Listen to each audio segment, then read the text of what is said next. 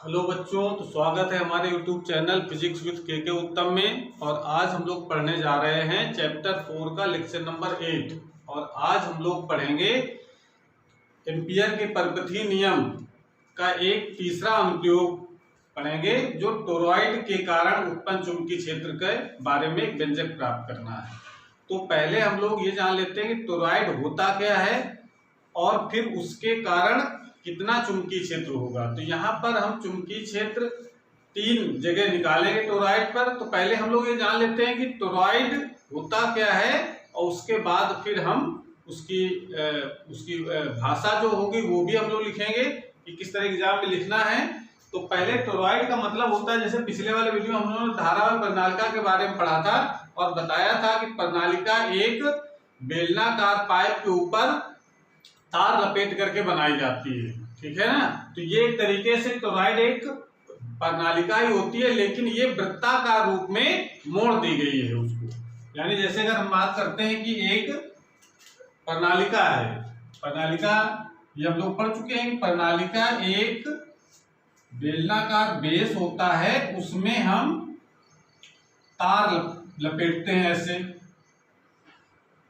ऐसे तार इसमें लपेट दिए गए, तो ये तो कहलाती है प्रणालिका, ठीक है। और उसमें हम धारा प्रवाहित करने के लिए एक बैटरी लगा देते हैं इस प्रकार से, तो ये धारा प्रणालिका बन जाती है। इस प्रणालिका को अगर हम लंबी प्रणालिका लेनी है और उसको अगर ऐसे पकड़ करके यूं मोड़ दिया जाए, तो एक मोड़ करके एक वृत्ताकार रूप उसको दिया जाए, तो वो कहलाता है टोरॉइड। जैसे मोड़ करके कैसे शेप दिखेगी हमको,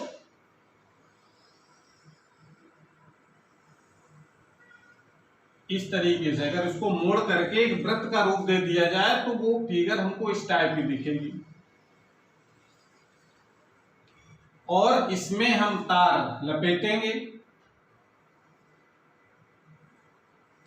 ऐसे,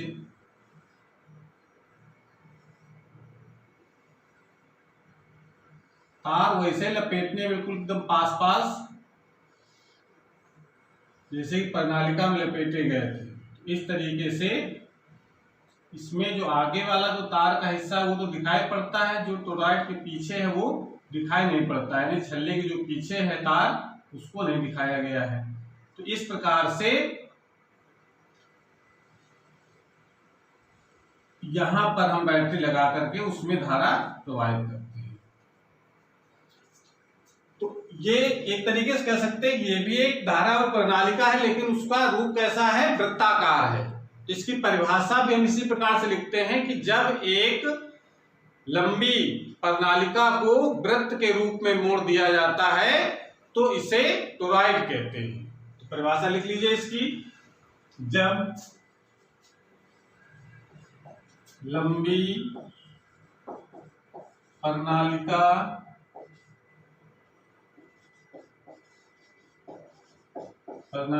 को वृत्त के रूप में या वृत्ताकार रूप में मोड़ दी जाती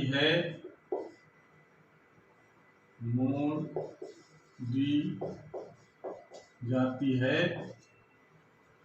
जब लंबी प्रणालिका को वृत्ताकार रूप में मोड़ दिया जाता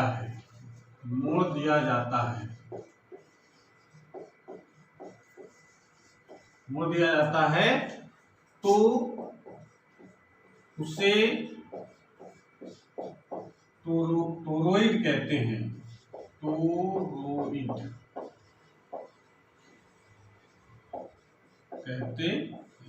ये तो इसका डेफिनेशन लिख सकते हैं कि टोरॉइड होता क्या है। अब बात आती है कि इसके चुंबकीय क्षेत्र का मान बताना है। तो जब हम धारा प्रवाहित करेंगे तो धारावाही टोरॉइड बन जाएगा, और धारावाही जब टोरॉइड होगा तो इसमें चुंबकीय क्षेत्र भी उत्पन्न होगा। तो चुंबकीय क्षेत्र हमको यहाँ पर 3 जगह ज्ञात करना है। एक तो इसके बाहर, यानी इस टोरॉइड के बाहर निकालना है। एक टोरॉइड के अंदर जो खाली जगह है यहाँ पर, यहां पर निकालना है और एक हम इसके अंदर निकालेंगे, टोरॉइड के अंदर चुंबकीय क्षेत्र का मान। तो 3 जगह हमको चुंबकीय क्षेत्र का मान ज्ञात करेंगे। तो पहले हम लोग ज्ञात कर लेते हैं इसके अंदर कितना चुंबकीय क्षेत्र होगा। ठीक है, तो इसके लिए हम मान लेते हैं, इसके लिए चित्र एक और बनाना पड़ेगा, जैसा कि प्रणालिका वाले में बनाया गया था कि धारा की दिशा भी हमको दिखानी है। तो इसमें देखो धारा की दिशा पहले आप समझ लीजिए। बैटरी धारा जब प्रवाहित करेंगे तो जरा ध्यान से समझना, ये जो तार है ये इस छल्ले के अंदर हो गया है। छल्ला आप समझ रहे हैं, यानी प्रणालिका को जो मोड़ दिया गया है तो एक तरीके से ये छल्ला बन गया। यानी कह सकते हैं कि टोरॉइड क्या होता है, एक खोखला छल्ला होता है जिसमें महीन महीन तार उस पर पास पास लपेटे जाते हैं। तो लपेटा गया जब तार, तो ये जो तार का जो हिस्सा दिख नहीं रहा है वो इस छल्ले के पीछे है और उधर से धारा आ रही है इस तरफ। तो इसका धारा की डायरेक्शन इसमें कैसी होगी, ये धारा अंदर से बाहर की तरफ निकलती है। यहाँ पर इसके पीछे धारा गई, उसके बाद यहाँ से बाहर आई, यानी इसका कह सकते हैं, देखिए जो छल्ला बनाया गया है तो उसमें धारा की जो दिशा है वो यहाँ पर देखिए वो बाहर की तरफ है, और उसके बाद जब घूम करके यहाँ गए तो फिर अंदर तरफ हो गई, फिर यहाँ पर बाहर निकलेगी धारा की दिशा और इधर तरफ होकर के फिर अंदर चली जाएगी, ऐसे फिर यहाँ बाहर निकलेगी फिर अंदर चली जाएगी। यानी कह सकते हैं कि यहाँ पर जो धारा की डायरेक्शन होगी वो कैसी होगी, तल के लंबवत बाहर की तरफ। बात समझ में आ रहा है। और यहाँ पर जो धारा की डायरेक्शन होगी वो तल के लंबवत अंदर तरफ होगी। तो हमने प्रणालिका में चित्र बनाया था, उसको फिर एक बार जरा देख लेते हैं कि हम टोरॉइड में कैसे बनाएंगे। तो टोरॉइड हम बनाने के लिए हम मान लेते हैं कि हमारे पास ये एक रिंग है, छल्ला हो गया, और इस छल्ले में देखिए ये वाला जो पॉइंट है यहाँ पर धारा डायरेक्शन कैसे होगी, तल के लंबवत बाहर की ओर, क्योंकि धारा बाहर तरफ निकल रही है। समझ में आ रहा है, ऐसे लपेटा गया है तार, तो धारा इसमें किस तरफ आ रही है, बाहर की तरफ, और इसमें कैसे नीचे कैसे जाएगी, अंदर की तरफ। तो बाहर वाले आने वाली धारा कैसे दिखाते हैं हम लोग, डॉट से। तो यहाँ पर जो करंट होगी कैसे होगी, बाहर की तरफ होगी। तो ऐसे यहाँ पर जितने भी इस हिस्से में जो भी होगी, यानी इस जो हिस्सा है अंदर वाला जो हिस्सा है उस पर जो धारा की डायरेक्शन कैसी होगी, तल के लंबवत बाहर की ओर होगी। बस समझ में आ रहा है। तो इस प्रकार से हम ये जो पॉइंट जो दिखा रहे हैं ये धारा की दिशा को दिखा रहे हैं, जो कि बाहर तरफ धारा को प्रदर्शित करते हैं। और यहाँ देखिए यहाँ पर धारा जब घूम करके आएगी बाहर तरफ, तो यहाँ धारा कैसे जाएगी, अंदर की तरफ जाएगी। तो अंदर वाले हिस्से को कैसे दिखाते हैं हम लोग, क्रॉस से। तो अंदर वाले जो धारा होगी उसको हम लोग क्रॉस द्वारा दिखाई जाएगी, तल के लंबवत अंदर की तरफ धारा हो गई। ठीक है, इस प्रकार से हम धारा की दिशा को यहाँ प्रदर्शित कर रहे हैं डॉट और क्रॉस के द्वारा। अब जरा ध्यान दीजिए, इसमें हम धारा की दिशा को आप दिखा सकते हैं ऐसे, इसमें धारा की डायरेक्शन इस प्रकार से होगी,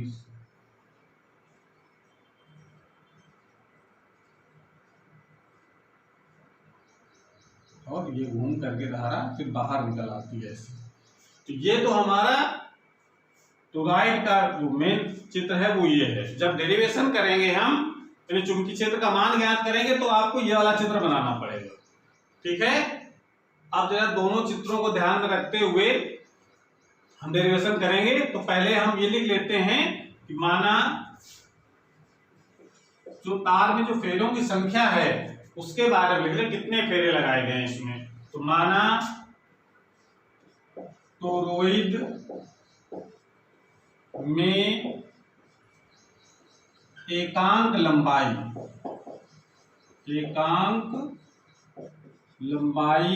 में फेरों की संख्या n है,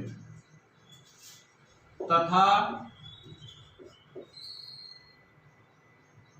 उसमें मतलब टोरॉइड में उसमें प्रवाहित धारा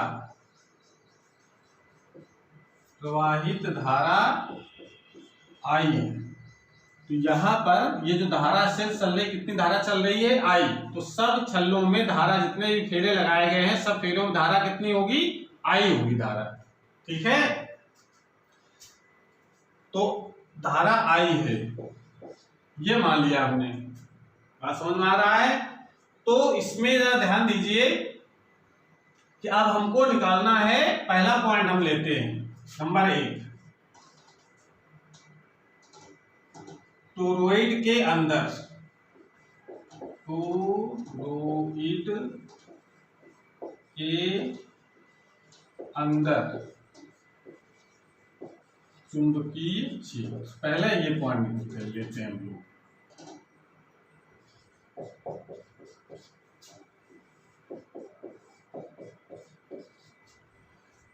तो टोरॉइड के अंदर चुंबकीय क्षेत्र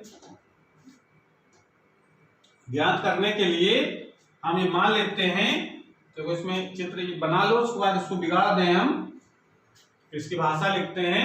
मेन हमको ये चित्र को ही हमको ऐसा दिखाना है, तभी ये कहानी समझ में आएगी, इसकी नहीं तो बड़ा कंफ्यूजन रहेगा कि धारक डायरेक्शन कैसी है। ठीक है, ये तो मेन टोरॉइड हो गया। इसके अंदर जब भी चुंबकीय क्षेत्र मान निकालेंगे तो आप इस तरीके से धारा को बना लेंगे, या बाहर निकालेंगे तब भी ये वाला चित्र काम करेगा, जिसमें धारा की दिशा आप लोग समझ में आ गई होगी कि जिसमें ये डॉटेड दिख रहा है, इसका मतलब यहाँ पर धारा बाहर तरफ निकल रही है। ठीक है, और यहाँ पर जो क्रॉस दिख रहा है उसमें धारा अंदर की तरफ है। ठीक है, ये इसमें केवल बताना है। तो इसका चित्र बना लें, उसके बाद फिर अब हम इस चित्र की बात करेंगे। चित्र को उसको जरा बगल बना लेते हैं, चलिए बना रहने दीजिए। इसमें इसका केंद्र है, हम मान लेते हैं O। ठीक है, तो इसके लिए हम मान लेते हैं कि माना टोरॉइड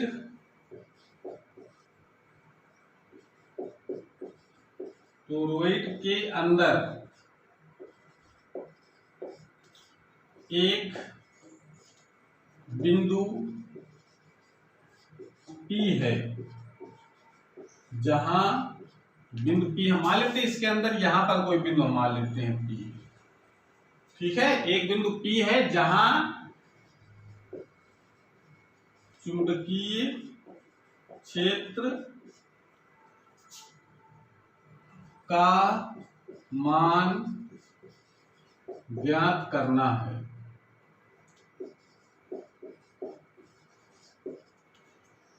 इसके लिए अब देखिए, आपको एम्पियर का नियम यूज करना है। तो इसके लिए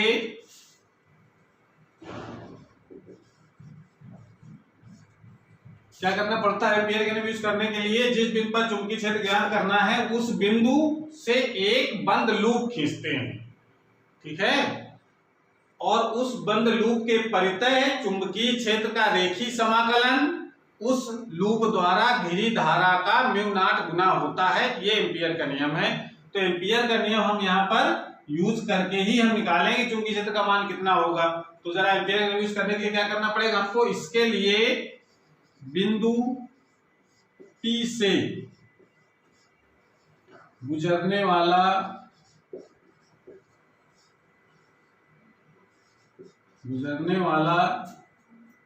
एक R त्रिज्या का गुजरने वाला R त्रिज्या का एक वृत्ताकार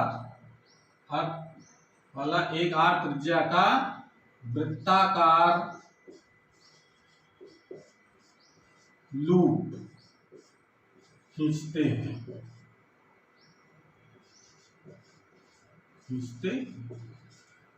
तो अब इसका मतलब अगर यहां पर निकालना है बिंदु P से, तो इसका मतलब R त्रिज्या का हम एक बंद लूप खींच लेंगे, जिसको हम लोग एम्पियर लूप भी कहते हैं। ठीक है, बंद लूप यानी वृत्ताकार लूप खींचते हैं। अब हम क्या करते हैं? एम्पियर का नियम लागू करना है। तो एम्पियर का नियम लागू करने के लिए एम्पियर का नियम ये कहता है, एम्पियर हम लिख लेते हैं। तो बंद लूप के लिए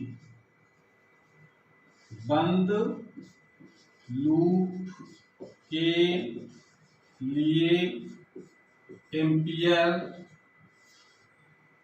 के नियम से, तो एम्पियर का नियम क्या कहता है? एम्पियर का परिपथीय नियम अगर लागू करना है तो नियम क्या कहता है? समाकलन B.dl is equal to mu naught, और यहां हम लोग लिख लेते हैं आई। आई क्या होता है? उस बंद लूप द्वारा घिरी धारा। तो बंद लूप, तो नीचे लिख दीजिए इसमें, जहां आई बंद, जहां आई दिख रहा है इसमें बंद, जहां बंद, जहां आई बंद लूप में घिरी धारा है, बंद लूप में घिरी धारा है। ठीक है, इसको दिख रहा है, एक मिनट चेक कर लें। ठीक, तो इसमें ये इसको समीकरण डाल लेते हैं एक। बंद लूप में घिरी धारा का मान हमको बाद में ज्ञात कर लेंगे, पहले अब जरा बात हो जाए बी डॉट डीएल की। तो बी डॉट डीएल, देखिए चुंबकीय क्षेत्र की, चुंबकीय क्षेत्र का मान और उसकी दिशा की बात कर लेते हैं इस लूप पर। तो देखिए हमने कहा इसमें देखो चक्कर लगे, धारा अंदर से बाहर तरफ आ रही है। यह भी हम लोगों ने चित्र बनाया था, उसमें बताया था। तो जब भी कोई धारा चक्करदार हो, यानी वृत्त के रूप में घूम रही हो, ठीक है, तब चुंबकीय क्षेत्र का मान कैसे निकालेंगे उस धारा के कारण? तो उसका तरीका ये कि आप दाहिने हाथ की उंगलियों को इस प्रकार से फैलाएं कि ये जो उंगलियां हैं वो धारा की दिशा में अगर मुड़े, तो अंगूठा जिस डायरेक्शन में होगा उस दिशा में चुंबकीय क्षेत्र की डायरेक्शन होगी। तो देखिए इसमें धारा कैसे हो रही है? अंदर से बाहर की तरफ आ रही है ऐसे। इसका उंगलियां जब ऐसे मोड़ेंगे तो चुंबकीय क्षेत्र किस डायरेक्शन में होगा? इधर की तरफ होगा। यानी अगर हम इस बिंदु पर निकालें, यहाँ पर भी लगाओ, अगर यहाँ पर लगाएंगे तो देखो उंगलियां कैसे मोड़ना है हमको, अंदर से बाहर की तरफ ऐसे। तो चुंबकीय क्षेत्र डायरेक्शन कैसी होगी? यहाँ पर इस डायरेक्शन में होगी चुंबकीय क्षेत्र। ठीक है, और जो यहाँ पर जो अल्पांश होगा, ये इसको हम लोग डीएल लिखते हैं, वो भी उसी डायरेक्शन में है। तो बी और डीएल के बीच का कोण कितना हो जाएगा? 0 अंश। जब दोनों एक ही डायरेक्शन में होंगे तो बी और डीएल के बीच का कोण कितना हो गया? 0 अंश। सब जगह यही स्थिति होगी। यहां पर लगाएंगे धारा की डायरेक्शन अंदर से बाहर की तरफ ऐसे, इस तरह लागू करना है, ऐसे अंदर से बाहर तरफ ऐसे लगेगा। तो डायरेक्शन कैसी होगी इसमें? तो हर जगह जो चुंबकीय से डायरेक्शन होगी वो स्पर्श रेखी होगी इस लूप पर, ऐसे स्पर्श रेखा की दिशा में चुंबकीय क्षेत्र की डायरेक्शन होगी। चुंबकीय क्षेत्र की डायरेक्शन जो होगी वो कैसी होगी? इस जो बंद लूप जो खींचा गया उसके स्पर्श रेखा के अनुदिश होती है। और जो डीएल जो मान रहे हैं, जो अल्पांश लिया जा रहा है, वो क्या होगा? वो भी उसी दिशा में होगा। तो बी और डीएल के बीच का जो मान होता है, वो बी और डीएल के बीच का जो कोण होता है उसका मान हम लोग 0 मान लेते हैं। बात क्लियर हो रही है? ये नियम लगाने तरीके से बी की डायरेक्शन कैसे निकालते हैं? जब कोई भी, जैसे मान लो इस तरीके से, कोई एक बार समझ लो, जैसे ये कोई लूप है और उसमें कहा जाए कि इस लूप के कारण बताओ कि इस चुंबकीय क्षेत्र की डायरेक्शन किस तरफ होगी। समझ आ रहा है? तो उसको लोग क्या करना पड़ेगा? ये उंगलियों को ऐसे घुमाओ धारा की दिशा में, तो अंगूठा जिस डायरेक्शन में होगा उस डायरेक्शन चुंबकीय क्षेत्र डायरेक्शन हो। इसका मतलब यहाँ पर चुंबकीय क्षेत्र जो चुंबकीय क्षेत्र दिशा होगी वो कैसे होगी? बाहर की तरफ होगी। ठीक है, अगर इसमें हम घुमा दें तो ऐसे लगाना पड़ेगा, उंगलियां हमेशा धारा की दिशा मोड़िए, तो अंगूठा जिस डायरेक्शन में होगा उस दिशा में चुंबकीय क्षेत्र की दिशा होगी। ठीक है, तो यहाँ पर भी वही काम करना है। इसमें हमको उंगलियों को ऐसे लगाना है इस तरीके से, क्योंकि धारा यहाँ पर धारा किस तरफ? बाहर तरफ है, तो बाहर तरफ को करते हुए मोड़ना है। तो चुंबकीय क्षेत्र किस डायरेक्शन में हो जाएगा? इस डायरेक्शन में। हर जगह यही स्थिति होगी, ऐसे ऐसे ऐसे, तो सब जगह चुंबकीय क्षेत्र की डायरेक्शन एक ही होगी। ठीक है, यानी कह सकते हैं कि चुंबकीय क्षेत्र की डायरेक्शन जो होगी वो लूप पर खींची गई स्पर्श रेखा के अनुदिश होगी। बात क्लियर हो रही है? ये जो त्रिज्या है इसकी, ये हमने मान रखी है आर है। जो लूप खींचा गया वो आर त्रिज्या का खींचा गया, तो इसकी जो त्रिज्या है उसको हम आर दिखा सकते हैं। बात क्लियर हो रही है? सो नोट कर ले, फिर आगे करते हैं।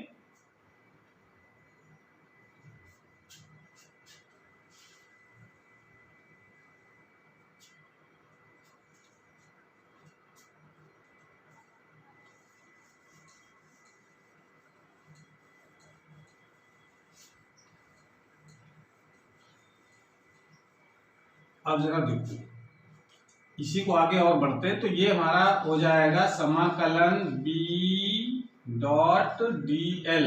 b डॉट डी एल का मतलब हो गया b D L cos zero हो जाएगा, क्योंकि b और dl के बीच का कोण कितना होगा, 0 अंश, is equal to mu naught I. ये हो गया।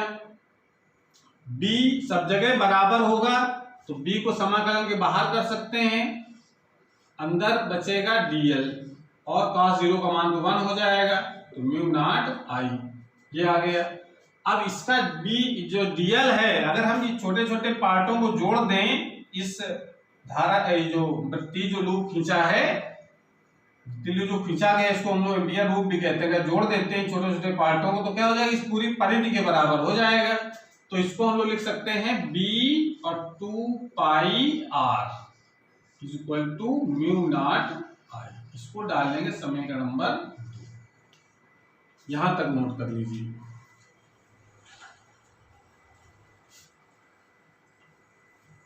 तो ये तो हमने उसका रेखीय समाकलन निकाल लिया। अब निकालना है उस लूप में घिरी धारा कितनी होगी। तो ध्यान दो, ये जो लूप हमने खींचा बंद लूप, इसके अंदर कौन सी धारा घिरी हुई है, जो डॉटेड लाइन जो दिख रही है इसमें, यानी जो बाहर तरफ जो धारा आ रही वो घिरी हुई है, और इसका मतलब सभी धाराएं किस तरफ है, बाहर की तरफ है, एक ही दिशा में है। समझ में आ रहा है? तो इसका मतलब है कि सब धाराएं जुड़ जाएंगी, मतलब एक छल्ले में या एक फेरे में धारा अगर आई है, ठीक है, एक छल्ले में अगर धारा आई है तो दो छल्ले में कितनी हो जाएगी, 2i, 3 छल्ले में कितनी हो गई, 3i, यानी ये पता चल जाए इसमें कितने छल्ले बने हुए हैं तार के, तार कितने फेरे लगाए गए हैं, तो उसमें घिरी धारा का मान निकाल लेंगे। जबकि एक में जो बैटरी जो धारा जोड़ी गई थी, तो उसमें i एम्पीयर की धारा बह रही, तो प्रत्येक छल्ले में धारा, यानी प्रत्येक फेरे में धारा का मान जो है वो एक धारा आई होगी। तो अगर हम ये निकाले कितने इसमें छल्ले हैं, कितने फेरे लगाए गए हैं तार के, वो ज्ञात कर लें, तो उसमें हम आई का मल्टीप्लाई कर दें तो घिरी धारा का मान आ जाएगा। ठीक है, तो इसमें हम लोग क्या निकालें, बंद लूप से घिरी धारा, घिरी धारा I इज इक्वल टू, ये जो I कैपिटल है जो लिख रहे हैं वो क्या है, बंद लूप से घिरी धारा ही I होती है, एम्पियर का नियम यही कहता है। तो I की वैल्यू कैसे निकालेंगे हम लोग, एक राउंड में, तार के एक राउंड में, यानी एक फेरे प्रवाहित होने वाली धारा इंटू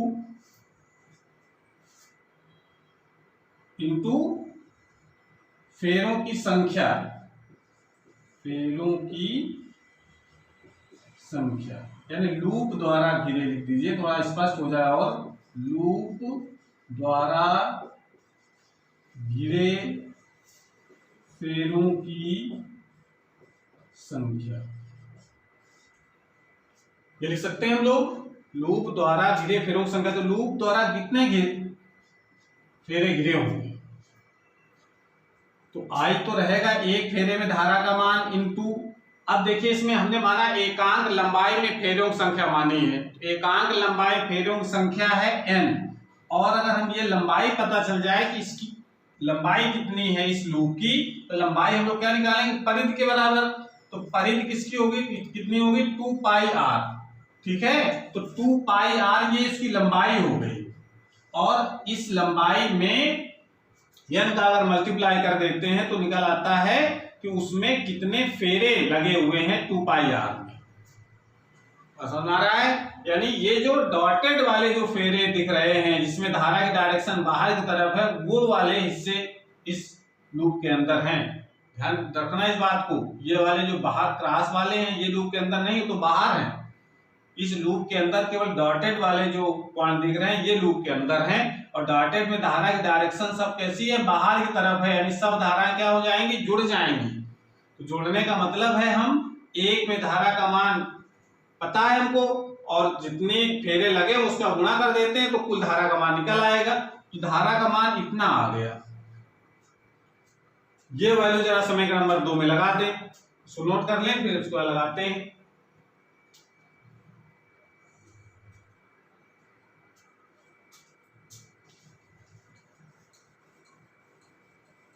लिख दीजिए इसमें आई का मान समीकरण 1 में या 2 में रखने पर, तो 2 समीकरण कैसा था हमारा, B2πr = μ0 और आई की वैल्यू है यहाँ पर स्मॉल i n2πr, यह है 2πr से 2πr ये कैंसिल हो जाएगा, क्या बचेगा, b बराबर μ0 ni। ये फार्मूला प्रणालिका के लिए भी था, ठीक है ना, लेकिन थोड़ा सा अंतर है इसमें। क्या अंतर है जरा देखो, इसको नोट कर लो पहले।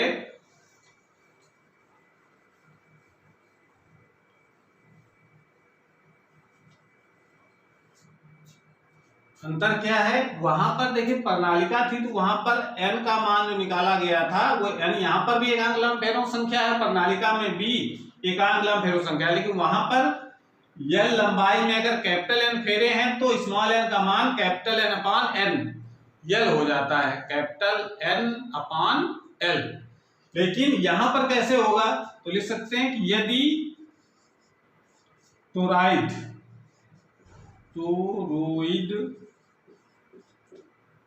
की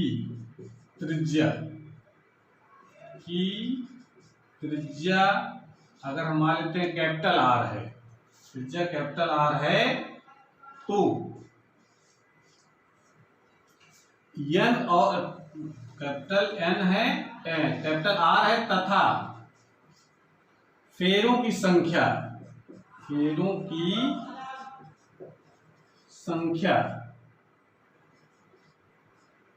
कैपिटल M है, कुल फेरे जो लपेटे गए हैं इसमें वो कैपिटल N है और उसकी जो त्रिज्या है वो त्रिज्या है R। अब देखिए इसमें त्रिज्या की बात आ गई तो यहाँ पे कंफ्यूजन हो गया, उस कंफ्यूजन को दूर कर दें। अब त्रिज्या की बात आएगी तो देखिए ये त्रिज्या एक अंदर की त्रिज्या हो गई, एक बाहर की त्रिज्या हो गई, ये भी तो हो गया ना, एक त्रिज्या ये और एक त्रिज्या ये, 2 त्रिज्या होंगी, तो कौन सी त्रिज्या लेंगे हम, कौन सी त्रिज्या मानी जाएगी। तो देखिए ये जो डेरिवेशन हम लोगों ने किया है ये एक आइडियल टोरॉइड के लिए किया गया, और आइडियल टोरॉइड का मतलब होता है कि जो इसकी जो मोटाई है ये, ठीक है ना, इन मोटाई कह सकते हैं या कह सकते हैं कि प्रणालिका का जो व्यास है ये बहुत छोटा है इस त्रिज्या की अपेक्षा, यानी उसको इस तरीके से देखो, अगर इसका मतलब ये है कि जैसे मान लेते हैं कि ये टोरॉइड को ऐसे बनाया गया है, इसका जो अंदर का जो व्यास है बहुत पतला है। अब जरा देखो, अब ये त्रिज्या और ये त्रिज्या में कितना अंतर है, बहुत छोटा अंतर है, यानी ये चूंकि बहुत छोटी त्रिज्या है अंदर वाली, तो अब इसमें बहुत कम अंतर है, तो हम एक ही त्रिज्या को मानेंगे, उसको अंदर बाहर नहीं मानेंगे हम। टोरॉइड की त्रिज्या को हम चाहे अंदर वाली लो चाहे बाहर वाली लो, उसको फर्क नहीं पड़ेगा। तो ऐसी टोरॉइड की हम यहाँ पर बात कर रहे हैं, ठीक है। तो यदि टोरॉइड की त्रिज्या r है तथा उस फेरों की संख्या n है, तो स्मॉल n का मान कितना निकलेगा, स्मॉल n का मान कितना हो जाएगा, फेरों की संख्या कैपिटल N अपान 2πr, ये हम लोग लिख सकते हैं। समझ में आ रही है, यानी इसकी परिधि कितनी लंबी है उससे हम अगर कुल फेरों संख्या में अगर डिवाइड कर देते हैं तो निकल आती एकांक लंबाई में फेरों की संख्या। तो अगर ये वैल्यू अगर हम यहाँ पर लगा देते हैं तो b का एक रूप और बन जाता है μ0 कैपिटल N अपान 2πr इंटू आई, ये भी एक रूप है। बस अगर त्रिज्या पता हो तो हम ये वाला फार्मूला लगाएंगे, और अगर एकांक लंबाई फेरों संख्या अगर पता है तो ये वाला फार्मूला लगा सकते हैं। समझ आ रहा है। तो इस प्रकार से ये जो फार्मूला निकल करके आ गया, ये तो टोरॉइड के अंदर चुंबकीय क्षेत्र का मान था। समझ में आ रहा है।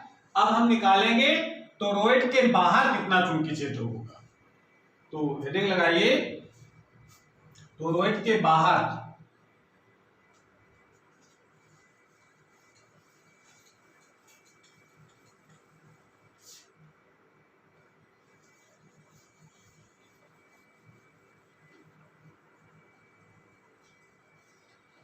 तो नंबर 2 है टोरॉइड के बाहर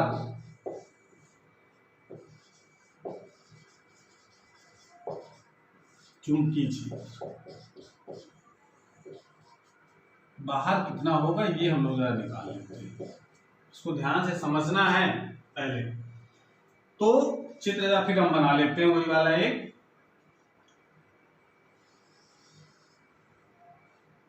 ये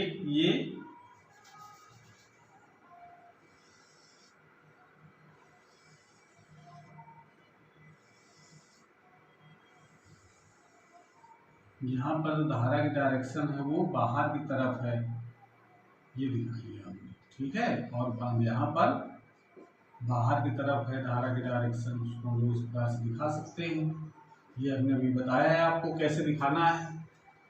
अब कह रहा है कि पॉइंट अगर यहाँ है, इसको पी क्यू मान लेते हैं। यहाँ बाहर अगर पॉइंट क्यू है तो चुंबकीय क्षेत्र का मान कितना होगा। तो इसके लिए भी हमको क्या करना पड़ेगा, एक एम्पियर लूप यानी बंद लूप को आपको खींचना है जो बिंदु Q से होकर के जाता है। उसकी त्रिज्या हम मान लेते हैं R1 है, चलिए मान लेते हैं इसकी, ठीक है। तो क्या लिखे इसमें, माना टोरॉइड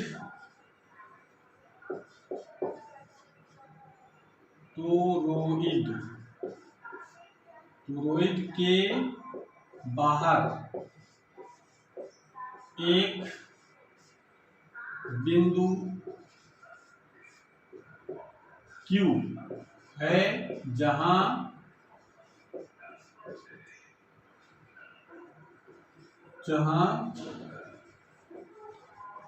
चुंबकीय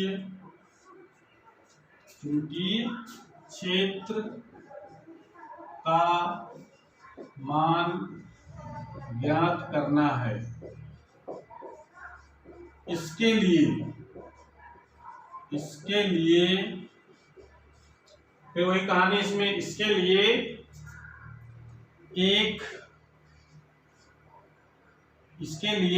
बिंदु Q से गुजरने वाला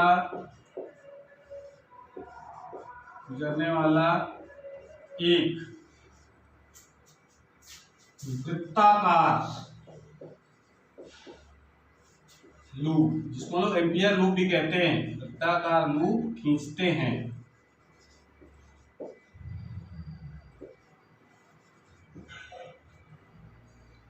त्रिज्या उसकी है, इसकी त्रिज्या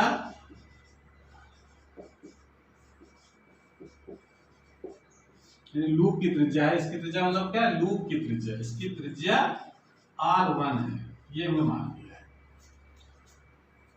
तो एम्पियर का नियम लागू करो, एम्पियर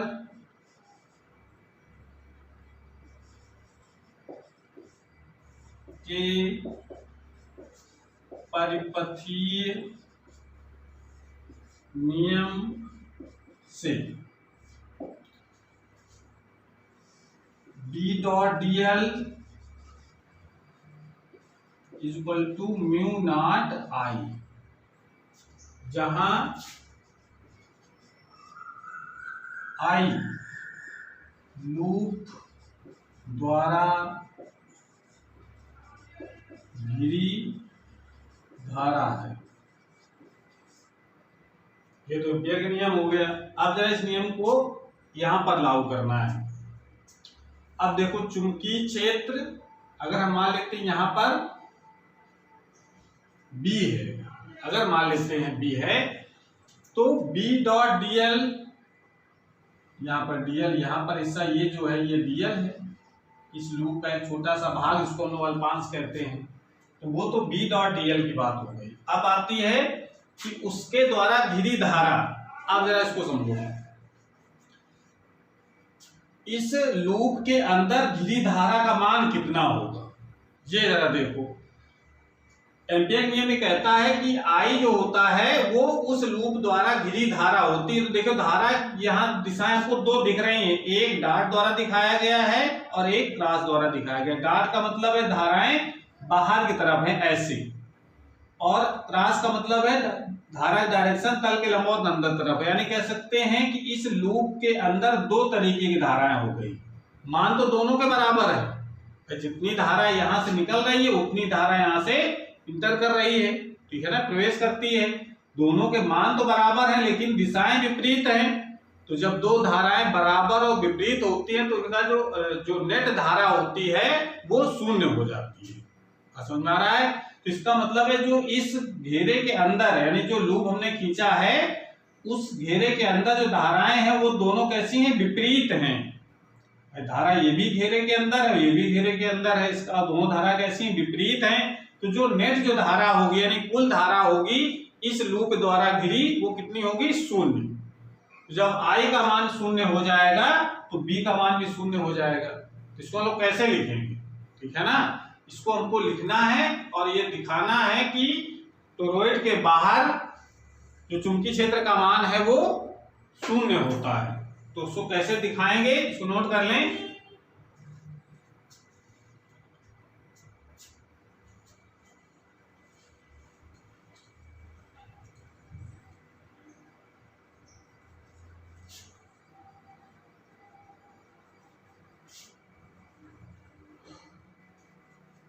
जो आई की वैल्यू यहां पर निकालनी है हमको, आई का मेन काम बी डॉट डीएल तो हो जाएगा भाई, बी डॉट डीएल कहने बी डीएल का मान हो जाएगा बी डीएल कॉस थीटा। लेकिन जब कॉस थीटा अगर हम जीरो मान लेते हैं तो बी डीएल तो समाकलन एक बार इसको लिख करके देखो क्या आएगा, कहने से नहीं समझ में आएगा आपके। तो इसको हम लोग क्या लिख सकते हैं, इसको अगर आगे पढ़ा जाए तो ये आ जाएगा B two pi R one, इसको लिख सकते हैं, इस चीज को लिख सकते हैं कि नहीं?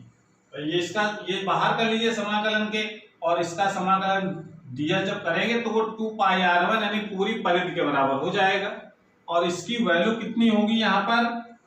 Mu naught into zero. धारा का मान शून्य आएगा। क्यों? यहाँ रीजन लिख सकते हैं कि बंद लूप, क्योंकि बंद लूप द्वारा घिरी, बंद लूप द्वारा घिरी धाराएं बराबर व विपरीत हैं। इसको याद नहीं करना, आपको समझना है कि इस बंद लूप द्वारा जो घिरी धाराएं हैं वो कैसी हैं? बराबर विपरीत। बराबर का मतलब है कि दोनों धारा तो बराबर होगी, जो निकल रही धारा उतनी प्रवेश कर रही है, तो धारा तो बराबर है कि डायरेक्शन दोनों के विपरीत होने के कारण उसका जो नेट जो वैल्यू होगी वो क्या होगी? शून्य। क्योंकि बंद लूप द्वारा घिरी धाराएं बराबर विपरीत हैं, इसलिए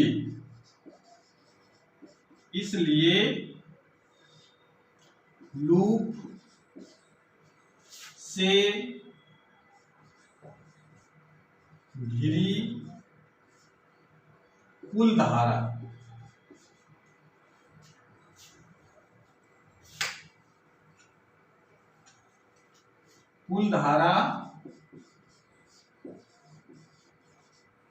यहां पर क्या लिख सकते हैं हम लोग? आई। कुल धारा आई शून्य होगी। ये बात आपको यहां समझानी पड़ेगी कि हमने आई को क्यों शून्य कर दिया है। क्योंकि बंद लूप द्वारा घिरी धाराएं बराबर व विपरीत हैं, इसलिए लूप से घिरी कुल धारा शून्य होगी। तो आई की वैल्यू क्या हो जाएगी? जीरो। अर्थात I is equal to zero. ये आई की वैल्यू जब जहां जीरो लगा दी जाएगी तो बी की वैल्यू कितनी हो जाएगी? 0 अंश। अतः टोरॉइड के बाहर चुंबकीय क्षेत्र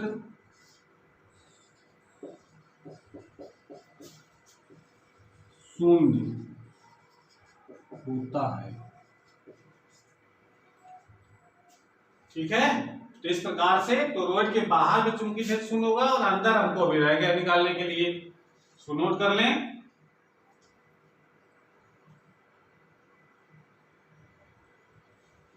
नोट कर लिया।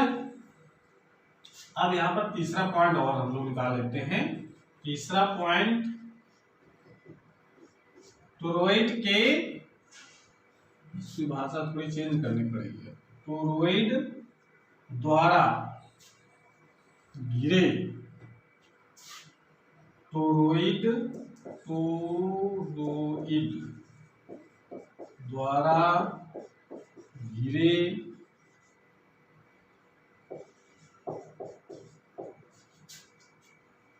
द्वारा घिरे रिक्त स्थान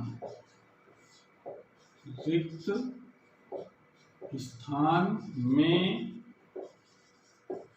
चुंबकीय क्षेत्र,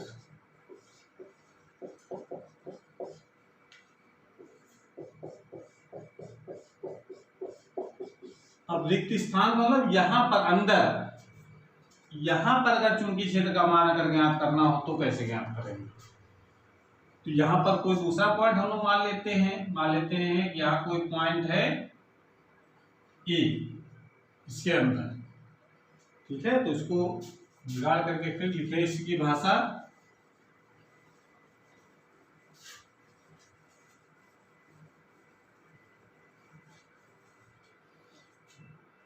माना टोरॉइड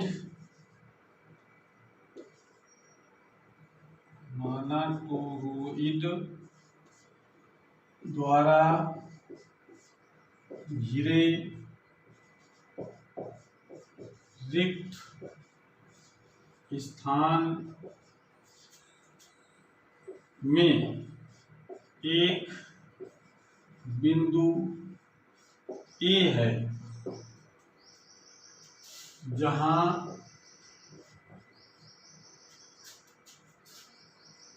चुंबकीय क्षेत्र का मान ज्ञात करना है। अगर हम यहां पर निकालें तो फिर यहां पर भी हमको एक खींचना पड़ेगा, एक बंद लूप। इस प्रकार से उस त्रिज्या को हम मान लेते हैं R2 है। ऐसा लिख सकते हैं ना? तो लिखो जरा, याद करना है। इसके लिए बिंदु ए से गुजरने वाला एक R त्रिज्या का, R2 लिख देते हैं इसको, गुजरने वाला एक R2 त्रिज्या का वृत्ताकार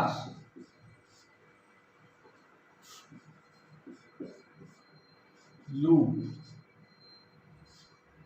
खींचते हैं।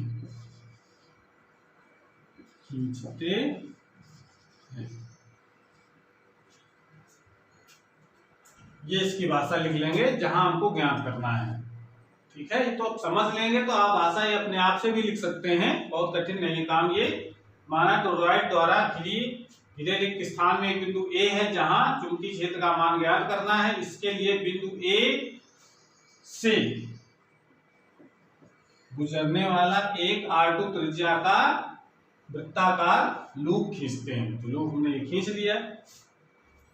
तो एम्पियर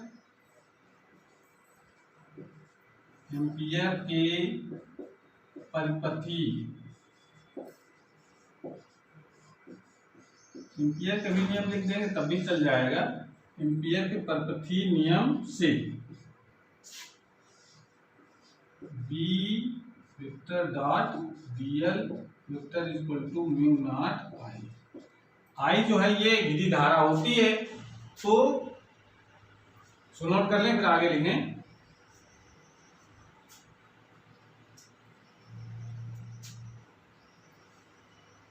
नोट कर लिया।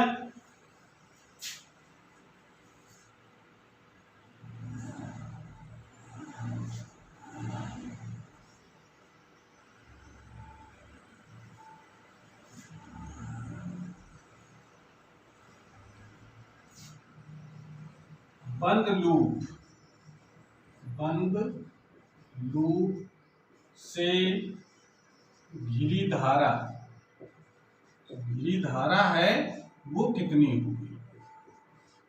0। क्यों 0 होगी? तो स्पष्ट दिख रहा है कि ये जो लूप लिया है, जो बिंदु ए से होकर जाता है, इसके अंदर कोई धारा है? डॉट और क्रॉस ये तो इस लूप के बाहर हैं, इसका मतलब उसके द्वारा घिरी धारा है ही नहीं, इसका मतलब है 0 हो जाएगी। तो जब आई का मान 0 हो गया तो आई की वैल्यू जब यहां रखोगे तो बी का मान भी 0 हो जाएगा।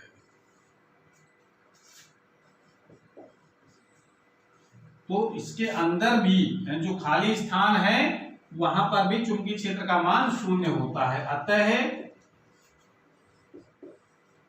टोरॉइड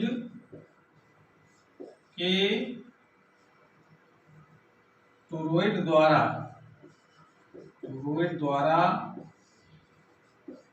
घिरे रिक्त स्थान में चुंबकीय क्षेत्र 0 होता है। तो ये हम लोगों ने निष्कर्ष निकाला कि चुंबकीय क्षेत्र का मान उसके अंदर यानी टोरॉइड के अंदर तो होता है, ठीक है ना, लेकिन उसके टोरॉइड के बाहर और उसके खाली स्थान पर चुंबकीय क्षेत्र का मान 0 होता है। तो ये 3 जगह हमको चुंबकीय क्षेत्र का मान निकालना था और वो हम इस प्रकार से निकालेंगे, ठीक है। इसका मतलब ये चीज अंदर वाली कहानी तो समझ में आ गई होगी। बाहर वाले के लिए देखिए, यहाँ पर बाहर बिंदु Q पर चुंबकीय क्षेत्र का मान क्यों 0 है? क्योंकि Q से होकर गुजरने वाले लूप से जो घिरी धारा है, धारा तो घिरी हुई है लेकिन उसका कुल मान 0 है। जितनी बाहर निकल रही उतनी अंदर जा रही है, तो नेट जो धारा होती है उसको 0 है। बाहर निकलने वाली धारा को अगर प्लस मान लें तो अंदर वाली धारा को माइनस मानना पड़ेगा, दोनों विपरीत हैं तो जोड़ेंगे तो 0 वैल्यू हो जाएगी। तो इसलिए बिंदु Q पर चुंबकीय क्षेत्र का मान 0 है और अंदर जो रिक्त स्थान पर यानी बिंदु A जो यहाँ पर माना गया वहां पर चुंबकीय क्षेत्र का मान क्यों 0 है? क्योंकि इसके द्वारा घिरी धारा ही 0 है, यानी इसके अंदर एक भी धारा नहीं है, उसका नेट वैल्यू कोई मतलब नहीं है। नेट वैल्यू का जब धारा ही नहीं तो नेट वैल्यू क्या होगी? इसका मतलब है इसमें जो धारा का मान है वो 0 होगा। कोई धारा नहीं है इसके अंदर और इसके अंदर धारा तो है लेकिन उसका कुल मान 0 है, इसलिए चुंबकीय क्षेत्र का मान बिंदु Q पर 0 है। तो ये दोनों में अंतर है, इसको आप समझ करके इसको नोट कर लेंगे, ठीक है। और अगर ये वीडियो अच्छा लगा हो तो इसको लाइक जरूर करें और अपने दोस्तों को शेयर भी करें। अगर चैनल अभी तक सब्सक्राइब नहीं किया है तो चैनल को सब्सक्राइब भी करें, जिससे नए जो वीडियो अपलोड हो उसकी नोटिफिकेशन आपके पास सबसे पहले पहुंच जाए। पढ़ाई करते रहिए। Thank you.